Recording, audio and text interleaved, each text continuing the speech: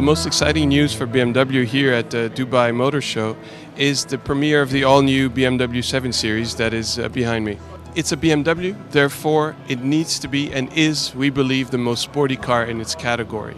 But it is our flagship, therefore the car is about status, about presence, about power.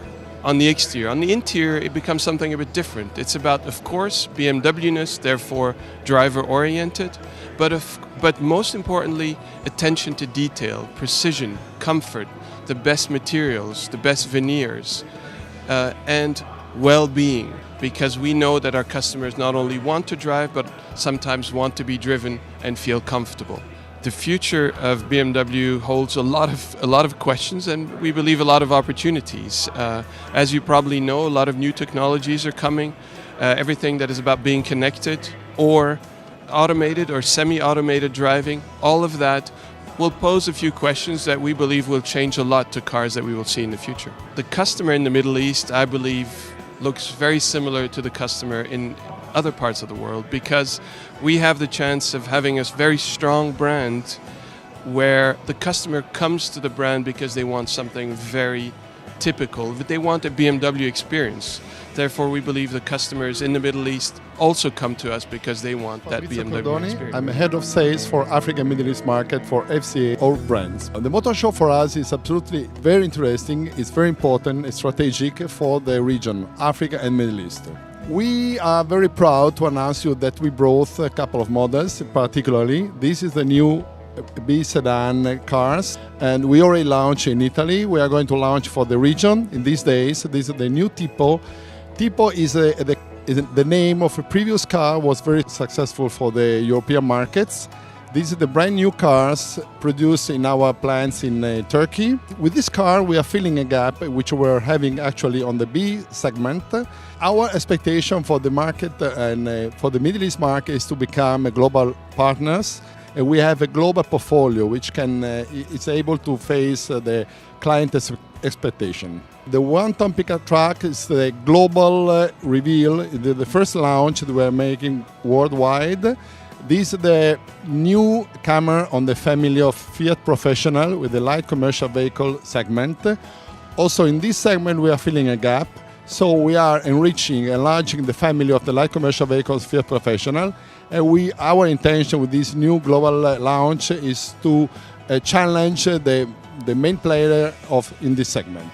So starting from the Italian brands, Fiat with the 500 family, with a new one-ton pickup, common light commercial vehicles, and all the American brands. The future is a bright future, as we have a very ambitious target. Next year, so we are expecting to increase our performance by 30% in the region.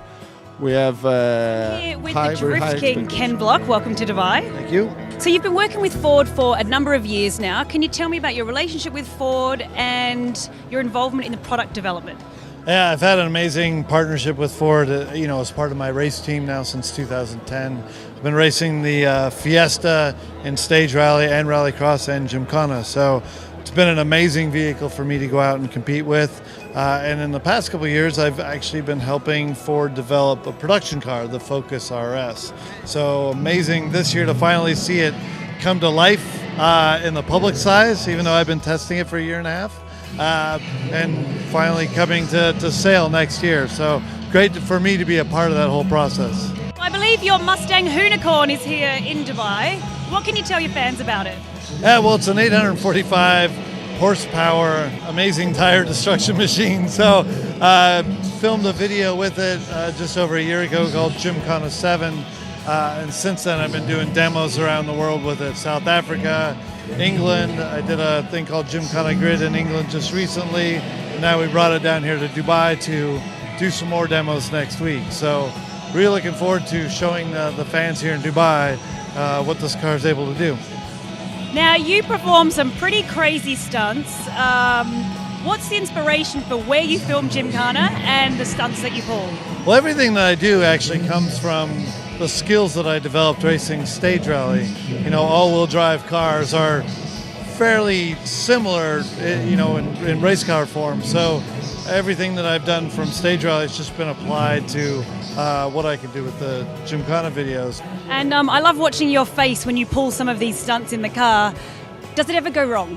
Occasionally, not very often though, luckily. It goes more wrong in racing than it does doing those things because a lot more pressure and shorter time periods to make things happen right. But with the videos, we get to go out and I really get to enjoy myself driving and having a good time. But there's always these little moments, you know, trying to get inches from an obstacle or a wall. Sometimes, you know, I hit it, but that's part of the fun. Well, we're all looking forward to Gymkhana 8, so thanks for being talking with me today, Ken. Director of Jaguar Land Rover Special Operations. Absolutely brilliant to be here at the Dubai Motor Show. Wow, has this show it's just fantastic now. It's a very different show to certainly it was when I first came here. In fact, on the Jaguar Land Rover stand today, there are 13 products. 8 of them come from my operation.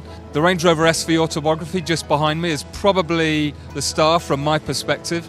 It's the most expensive, most luxurious Range Rover ever built. It's the first time we've put the 550 PS engine under the hood. It's got a fantastic duotone paint finish, so it's very, very noticeable. It's got a unique grille. The interior is fantastic. We've also brought the Bond cars here.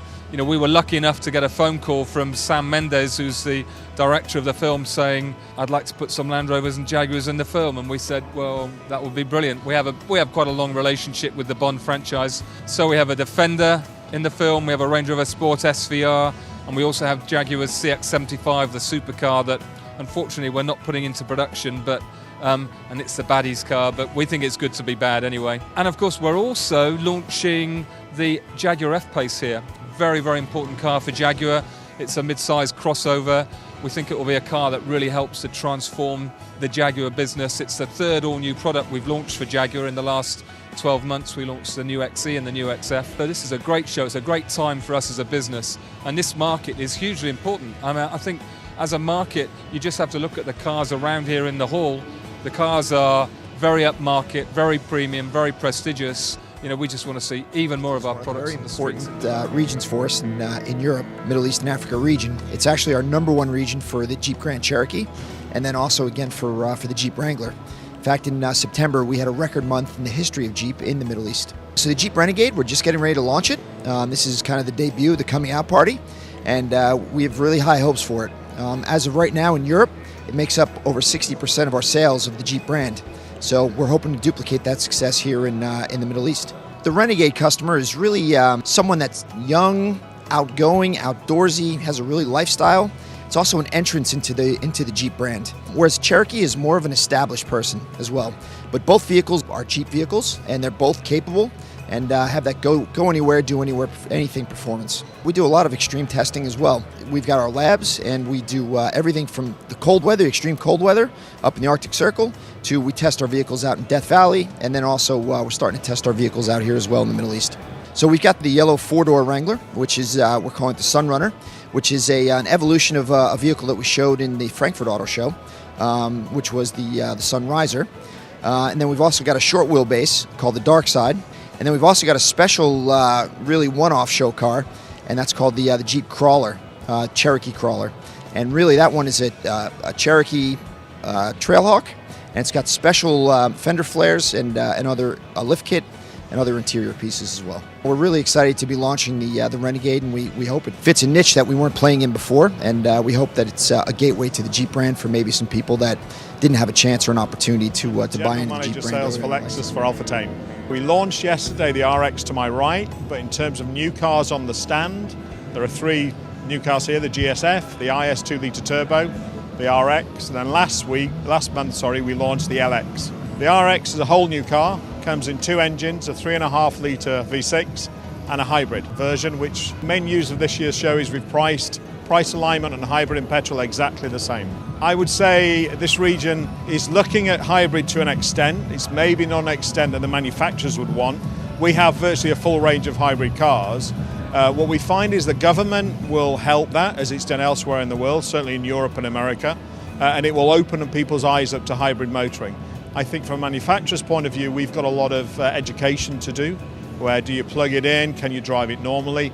But I do think even with fuel prices being competitive here, there's still a massive opportunity for hybrid vehicles. And I think the next 2 or 3 years, certainly by the time the next Dubai show comes, you will see a massive influx of hybrid and electric vehicles. Sales for us are good. We're going to post a record year in the UAE this year.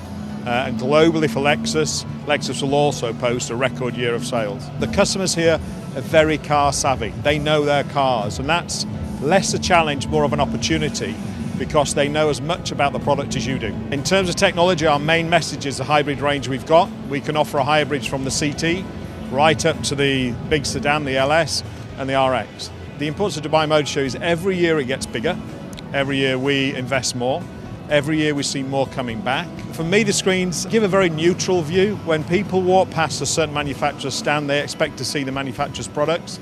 Yet the screens allow you to see something you've not seen yet. So you'll walk past, you say, oh, I want to see such and such manufacturer. They keep you informed and probably spur your memory to find that manufacturer's stand. So they're giving you an ongoing commentary that's from a neutral perspective, but allows you then to make sure you get the very most important for Mazda, as we are launching the all-new Mazda MX-5. We also today have a preview of the Mazda CX-3 as an SUV crossover. And in addition to that, the recently launched Mazda 2, the small car entry product for the Mazda range. So we're very happy to be here today to allow ourselves to present all the new products to the UAE market. It's very important, the Dubai Motor Show, for the GCC. Today we've got a premiere launch for the GCC in terms of the all-new Mazda MX-5. So it's very important for us and for Mazda in this region. Well, we're growing. I'm pleased to say we're growing. On the retail side, we're growing very nicely, about 34% this year. And overall, we're growing within the marketplace and launching a lot of new models.